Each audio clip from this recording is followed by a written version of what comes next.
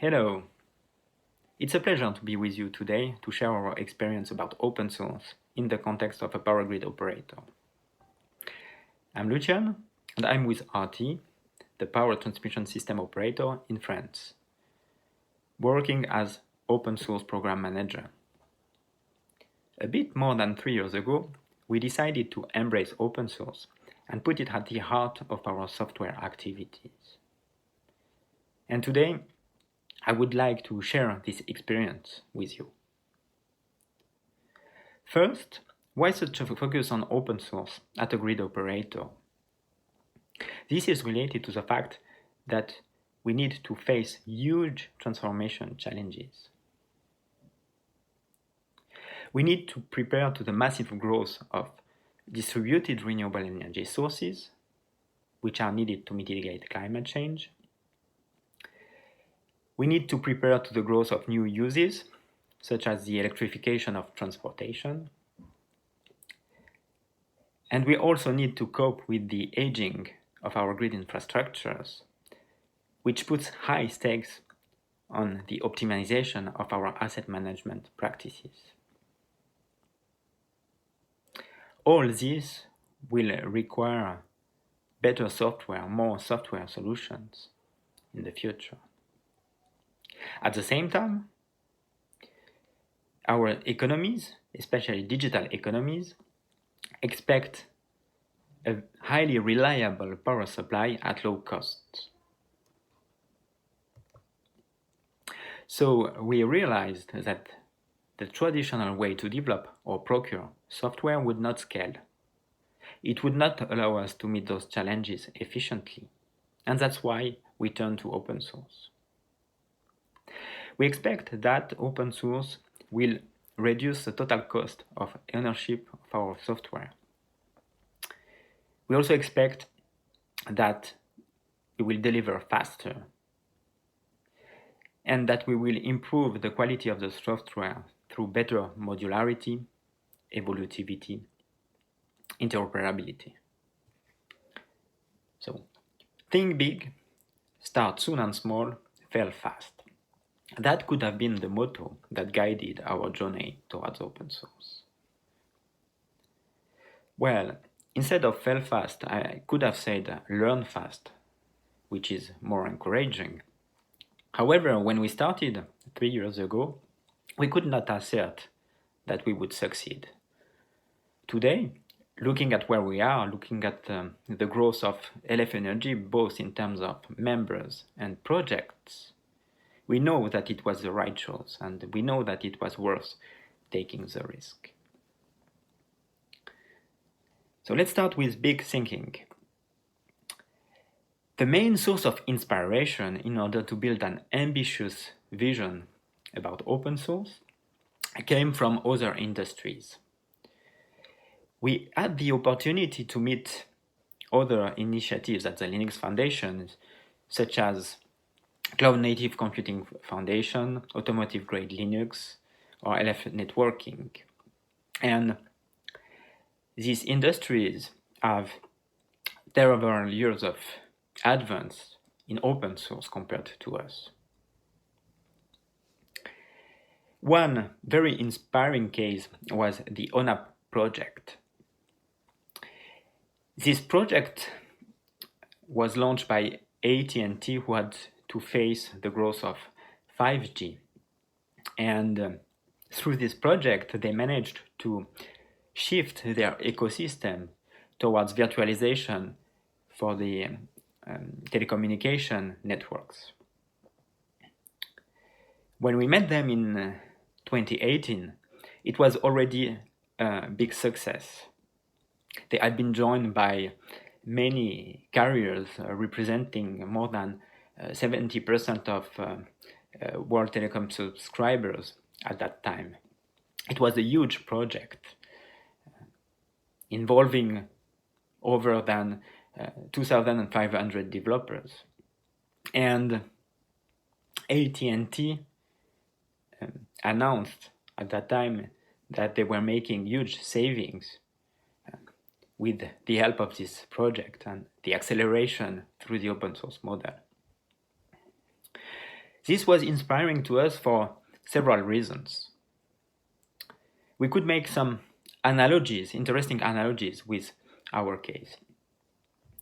First, it is an established industry with legacy practices, with legacy investment. It's not a cloud business, for instance. Then, it was an industry confronted to external changes, the development of 5G, that were challenging their current practices. And they had to innovate to cope with those changes. On our case, we can see the energy transition as the external driver.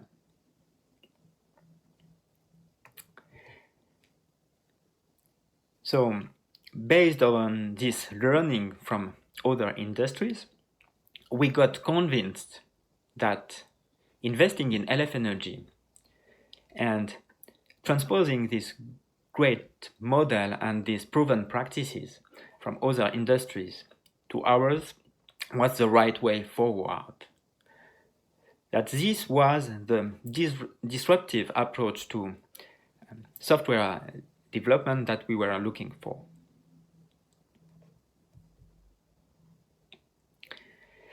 Then the next step was to gain executive support. It is important because the main stakes of open source collaborations do not lie in some software at the fringes of the activities of the company. They lie in core business applications of the industry. And in order to attract partners to collaborate on core business applications, one needs credibility, engagement, and consistency. And executive support facilitates these. Then, the open source strategy needs to be funded. There could be several approaches to the business case depending on the company, so this is just an example of how we tackled the issue at RTE. In our case, we only valued the benefits from the leverage development model. Our goal is to reach 1 or 2 third-party contributors for each contributor employed by RTE. This is quite simple. On the cost side, we have the workload for our open source activities.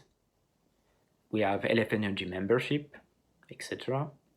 And on the benefit side, we have cost savings from the mutualization of resources with other partners. And this for a set of core business projects. However, we are not assuming that we will decrease the staffing.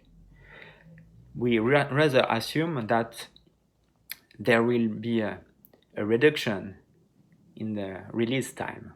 And this is important because we don't want to send the signal that we will reduce our efforts and involvement in the open source project. It's important from a credibility perspective if we want to attract other partners to join us.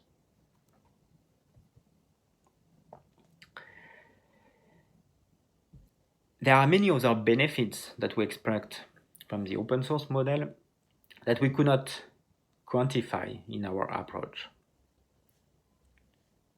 For instance, we expect better software in terms of interoperability, evolutivity. We also expect that the diversity of viewpoints, the diversity of competencies that we will get through broader communities will also improve the quality of the software. We expect that we will have reduced lock-in. There could be also motivational factors for developers or attractiveness for recruitment.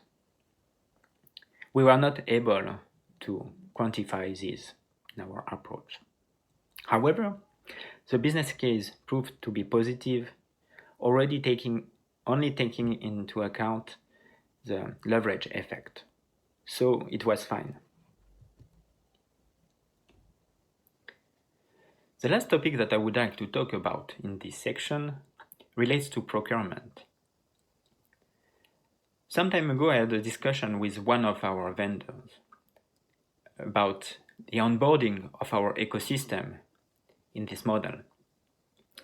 And the guy told me that eventually the motivation may come from what they will see in our tenders. So then we start thinking about a better articulation between our procurement practices and our open source ambitions. And we had the intuition that we could be more prescriptive in our tenders by requiring specific open source components, open source technologies, to be used as a basis for the purchased services. And then this intuition was confirmed by a legal analysis that we made. And by the way, this analysis has been open sourced as well, if you want to take a deeper look at it. Today, we implemented open source provisions on this basis into our procurement contracts, and we are currently experiencing those in an ongoing tender that should close during this quarter. So I may be able to talk a bit more about this topic and the lessons learned at a next conference.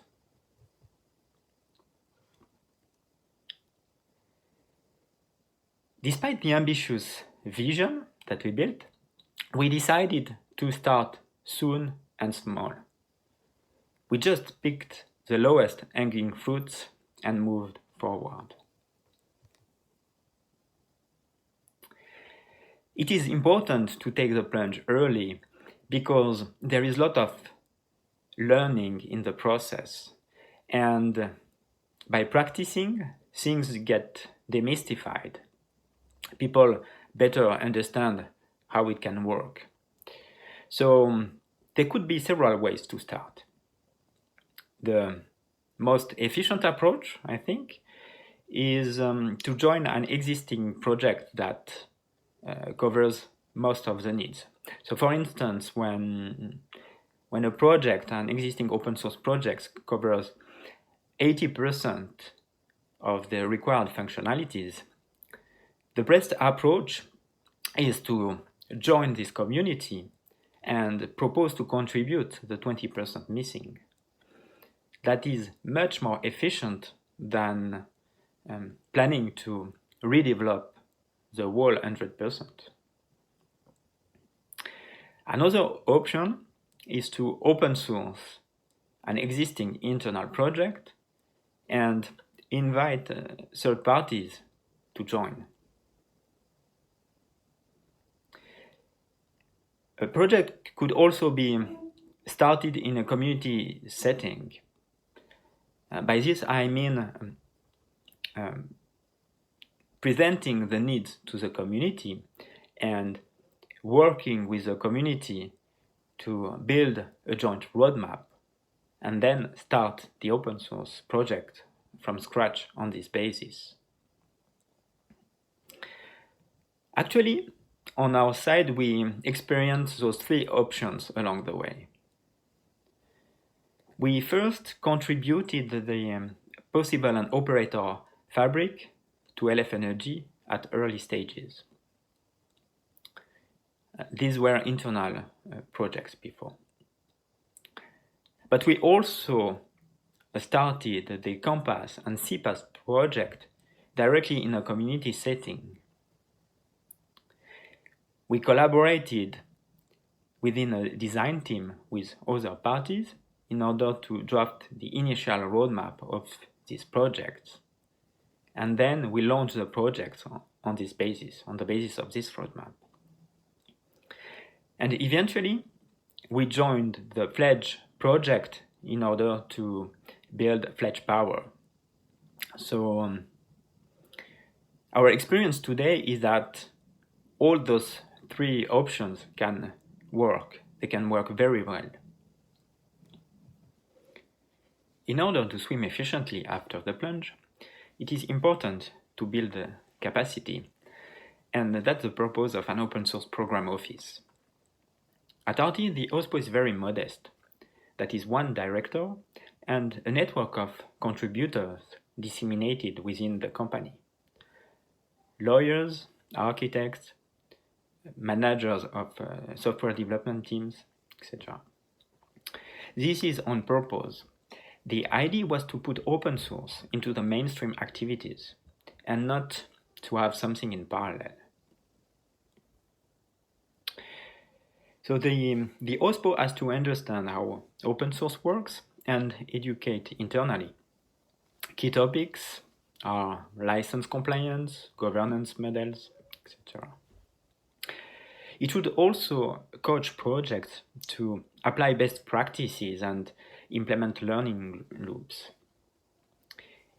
The OSPO also has an important role in connection with external stakeholders, helping to build communities around projects. It plays a role in ensuring consistency with the other business processes of the company and monitoring and reporting on milestones and results. Another key role of the OSPO is to facilitate cultural transformation across the company. Open source requires to move away from a control and forbid mindset that is sometimes deeply anchored in our companies. So instead of forbidding, instead of restricting usage, restricting possibilities, the open source model enables. It enables others to build on one's contribution and vice versa. It enables unexpected, unplanned collaborations to emerge. It enables to tackle jointly common challenges such as cybersecurity, etc. The company also needs to unlock control. By nature, open source communities work in a more unbridled manner, which stimulates innovation. In practice, this means to promote openness among developers. It means to bring internal discussions to the community, to release fast and often. Otherwise, it creates misunderstanding or even doubts among the community regarding the place given to third parties in the project. And there are some anchored habits that constitute obstacles to this cultural transformation. For instance, the fact that teams too often work in silos, which is sometimes related also to the illusion that one can go faster alone. There could be misconception that code could not be open until it's perfect, until it's finalized, which is a wrong practice from a community onboarding perspective, because it gives little room to others to express their needs and their views. There could be insufficient time devoted to peer review or to documentation. There could be also ignorance of open source compliance obligations, despite a broad usage of third-party open source libraries or technologies within the company. And people may consider that going open source puts additional constraints and that these constraints impede the progress of the project. They prevent the project of achieving its goals in due time. However, these constraints could also be seen as good practices that eventually improve the quality of what is developed. And this brings benefits in the midterm. Okay, so Thank you for your attention. I hope that you could find valuable information in this experience, and let's open the floor to discussion.